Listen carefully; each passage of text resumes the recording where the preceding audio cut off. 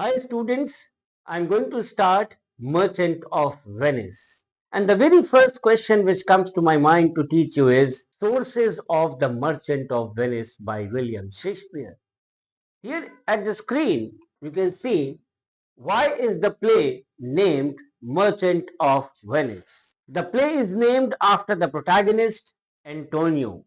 Antonio is a rich merchant. The whole play revolves around Antonio and he is connected to all main characters of the play. And on the left hand side, you can see that Bassanio has described Antonio, both are best friends. क्या लिखा है? The dearest friend to me, the kindest man, the best conditioned and unwearied spirit in doing courtesies, and one in whom the ancient Roman honor more appears than any that draws breath in Italy. कितना अच्छा sentence, कितना अपने दोस्त के लिए उसने इतने अच्छे शब्दों का इस्तेमाल करके लिखा है. अब हम लोग चलते हैं next. This is a photograph of the merchant of Venice so that you can connect yourself. And here the play takes us to the early 16th century in the city of Venice. The play takes us to the early 16th century in the city of Venice. And next you see students, Shakespeare was not in the habit of inventing plots of his plays. यहाँ पे आपका main topic आता है and that is sources of the Merchant of Venice. The very first line क्या लिखा? Shakespeare was not in a habit of inventing plots. उसको habit नहीं थी कि वो अपने प्लेस के प्लॉट्स को इन्वेंट करे. So what he did, he usually borrowed incidents for his plots. अपने plots के लिए he used to borrow lot many things from some books. But he so skillfully rearranged the material.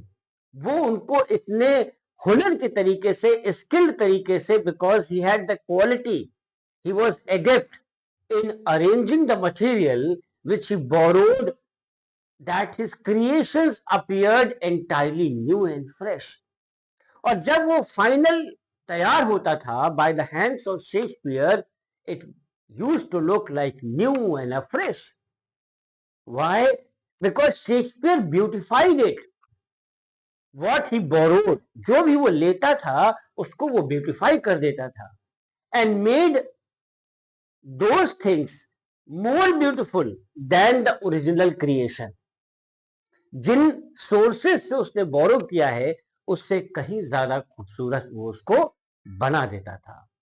And this is true of all the plays of Shakespeare, and it is also true for the Merchant of Venice. Now, to move on further to understand this thing, the Merchant of Venice contains one main plot and several other plots. The first, the Bassanio and Portia story, which considers the major plot, and Nerissa Graciano story, Bassanio and Portia,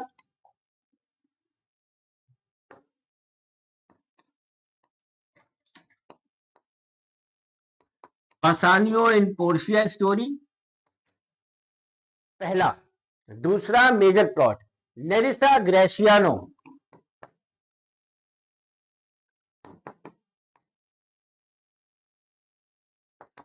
Nerissa Graciano and Jessica Lorenzo.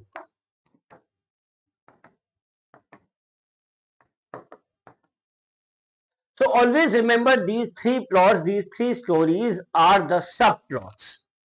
The major plot is this, correct? And there are some incidents which are connected with these threads of plots. Now what are they? See, पहला, they are the selection of the casket which leads to the winning of the lady. आपको story पता ही है, आप आगे चल के मैं आपको और एक्सप्लेन भी करूंगा.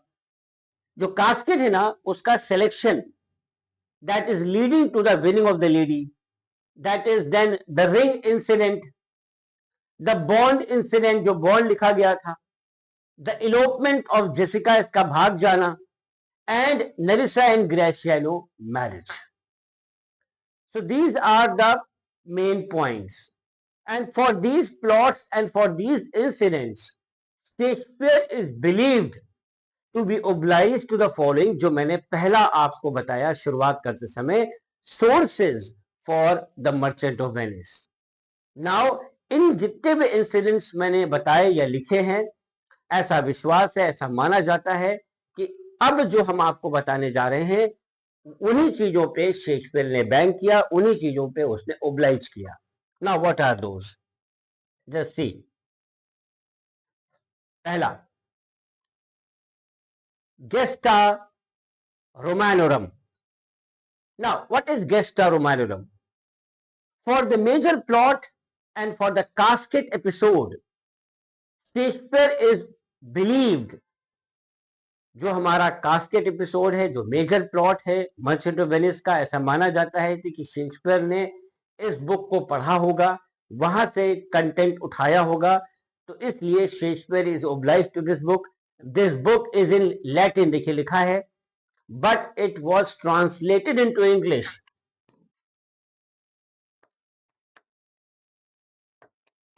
ट्रांसलेटेड इनटू, ये देखिए, ये लैटिन में लिखी गई है, लेकिन इसको ट्रांसलेट किया गया था या किया गया है कब? 1577 में. So this will add to your knowledge. And there is no doubt that Shakespeare read the English translation of the Latin book, और इसमें कोई डाउट नहीं है कि उसने इसका ट्रांसलेशन को पढ़ा होगा. और इस किताब में, in this book, it is mentioned that a king of Naples, nipple का जो राजा था वो लड़ाई पे था, was at war with the Roman emperor, and in order to establish friendly relations with them, the king of Naples suggested that his daughter should be married to the son of the Roman emperor. तो ये जो suggestion था ये accept कर लिया गया, but in order to, but क्या हुआ कि in order to test the sincerity of her faith, she was asked to make a selection of the right casket. कि भाई देखिए, ऐसा है कि आपको सही कास्केट का सिलेक्शन करना होगा among 3 caskets of gold, silver and lead. She makes the correct selection and gets the son of the Roman emperor as her husband. Now you can understand that how Shakespeare must have read this book and taken that episode which he has tried to, made it beautiful, embellished it in his own work. Fine. So this major plot and the casket plot, Shakespeare thus seems to have obliged to Gesta Romanorum. Now, we move on to the next, कि वो और किससे obliged है? That is Il Pecorone. Il Pecorone, I-L. And what is Il Pecorone? It is basically a collection of stories in Italian and was written by one Giovanni in 1558. ऐसा विश्वास है, it is believed that Shakespeare has read an English translation of the book, or he might even have read it in Italian. One story in this book bears several points of similarity with some episodes and incidents in The Merchant of Venice. So we learn here that a man borrows money from his friend, who borrows it from a money lending Jew on conditions which are similar to those on which Antonio borrows money from the rich money lender, that is Shylock, the Jew. Then here only the friend is not able to pay back the loan within the specified period of time, so the Jew demands the penalty, which is 1 pound of flesh to be cut off the body of the friend. The friend, however, is saved by the lady, who goes to the court in disguise of a lawyer as Portia does in the play Merchant of Venice. Now we have the ring incident also in the story in much the same way as we have seen in the Merchant of Venice. And we have in this story the marriage of a maid of the lady with a companion of the bridegroom who marries the lady. So, for the bond incident, the ring incident, and for the Nerissa Graciano marriage, Shakespeare seems to be obliged to il pencorone. Now, we move on to the next, and you can see the next, that is the Jew of Malta. We all know that this play is written by Marlowe, which was presented in 1590. Here we note that the daughter of the Jew falls in love with a Christian young man and she runs away with him. For the Jessica Lorenzo plot, Shakespeare seems to be obliged to this play of Marlowe. So here the conclusion is that we note that Shakespeare was obliged to all these sources from the different parts of the plot for Merchant of Venice and all the episodes which we have just discussed. And one thing more, you can even note it down. You can see this thing or some episode connected with it. Fine. So this was the conclusion, and again the new topic I am going to teach, including this main topic, the sources of the Merchant of Venice.